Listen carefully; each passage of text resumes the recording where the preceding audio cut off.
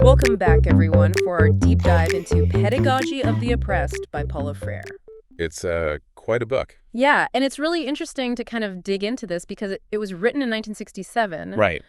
But it feels so relevant to what we're talking about, like even today in 2024. Yeah, Freire was really ahead of his time in a lot of ways. So we're going to kind of unpack some of these bigger ideas, and you shared some excerpts with me, and I think a good place to start is this idea of the banking system of education. Right. What did Freire mean by that?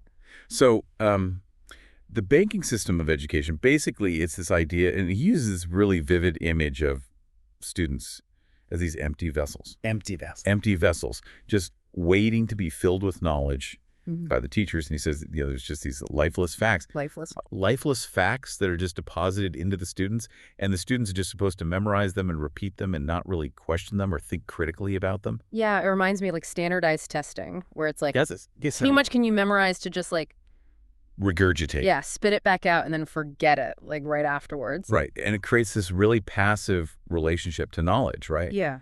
Where students are not active participants in their own learning. So what does that do to someone if they're only ever taught to just receive information and not to like question or analyze or think for themselves? Right. I mean, Freire would say it dehumanizes them. Okay. It turns them into objects to be controlled rather than subjects who can think for themselves and shape their own world.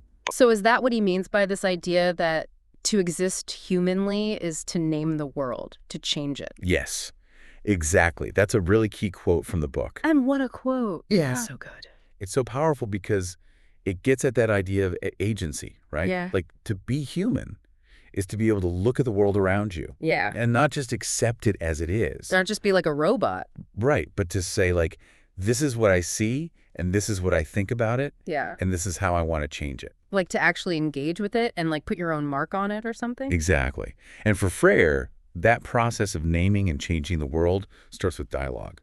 Okay, so how does that work? Like, how do we get from just like receiving information to actually having like real dialogue? Well, he talks about this a lot in the book. Yeah. And one of the things he emphasizes is that true dialogue can't happen in this kind of top-down way, where one person is the expert and the other person is just there to listen. Right.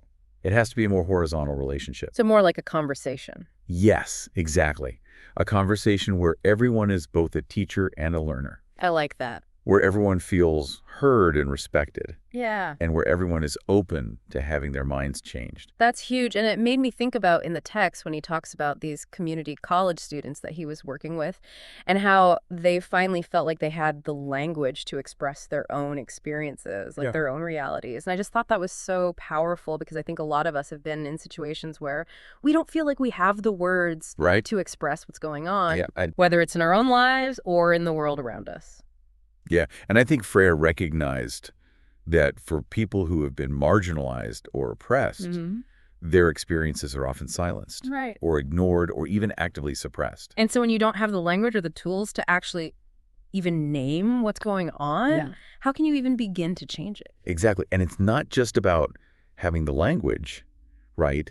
It's also about having the space to use that language. To be heard. To be heard. To be taken seriously. Yes. Yeah. To be in dialogue with others.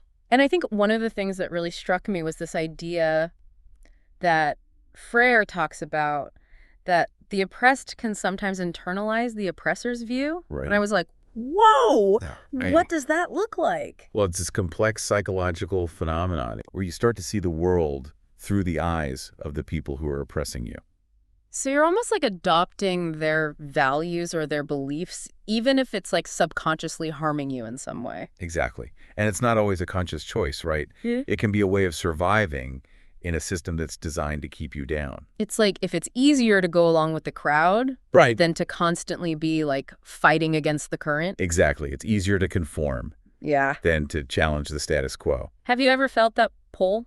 Where it's like easier to just go along with things, even if something feels off deep down. Oh, absolutely. Yeah. I think we all have at some point in our lives, right? Yeah. It's human nature to want to fit in, to want to be accepted. But I think what Freire's saying is that we have to be willing to fight against that urge if we want to create a more just and equitable world. Absolutely. And that's not always easy, but it's so important. And I think that's something that we're going to keep coming back to. Yeah.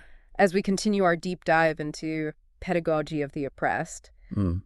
It can feel kind of overwhelming, though, right? Like, how do we even begin to challenge these larger systems of oppression? Yeah, it's a big question, and Freire doesn't offer any easy answers.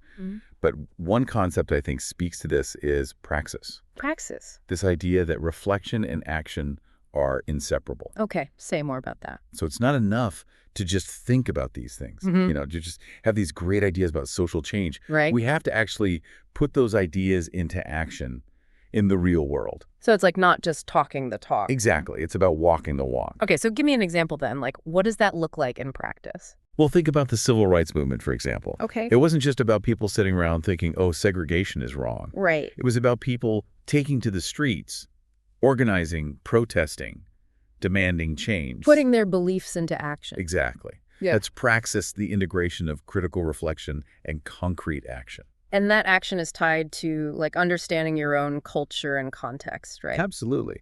And that brings us to another key concept from Freire, cultural synthesis. Okay. So Freire believed that true liberation had to come from within a community, not imposed from the outside. Okay. He contrasted this with what he called cultural invasion, where dominant groups try to force their values and beliefs onto others. Got it. So it's like the difference between really listening to and learning from someone versus just like talking at them and telling them what you think they need to know. Exactly. And Freire saw this happening even within movements for social change. Really? Yeah, he was critical of figures like Getulio Vargas, for example. Who is that? He was the president of Brazil, Yeah. Really popular with the working class. Okay. But Freire felt like Vargas ultimately used his charisma to manipulate people rather than truly empower them. Wow. So even someone who seems like they're on the side of the oppressed Right. could still be perpetuating these power dynamics in a way. Exactly. And I think that's something we need to be really mindful of today. Especially now. Yeah. Especially now with social media and all these different voices and narratives competing for our attention. Right. Like, how do we know who to trust? Right. And I think that's where Freire's emphasis on dialogue becomes so crucial. It's like we're constantly trying to sift through all this noise and figure out what's real and what's manipulation. Right. And that's why Freire's emphasis on dialogue is so important. It's not just about expressing our own views.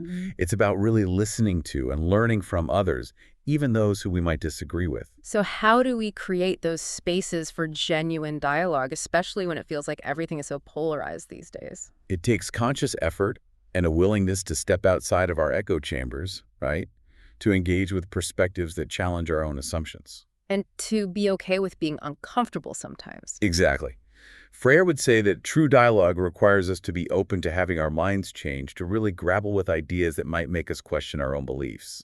There's that quote from the book that's like, liberating education consists in acts of cognition, not transferals of information. Yes. It's about actively engaging with ideas, not just passively consuming them. So it's not enough to just read Freire or listen to this podcast. Right. We have to actually do something with these ideas. Exactly. Freire was all about action, about putting theory into practice. So where do we go from here? What would Freire say to us today if he were here? I think he'd urge us to never stop questioning, to never stop dialoguing, and to never give up on the fight for a more just and equitable world. Those are words to live by. And on that note, I think we've done some serious unpacking in this deep dive. We've just scratched the surface. I know, right? There's so much more to explore in Pedagogy of the Oppressed. So to everyone listening, keep those conversations going, keep questioning, keep learning, and keep pushing for change. Thanks for joining us.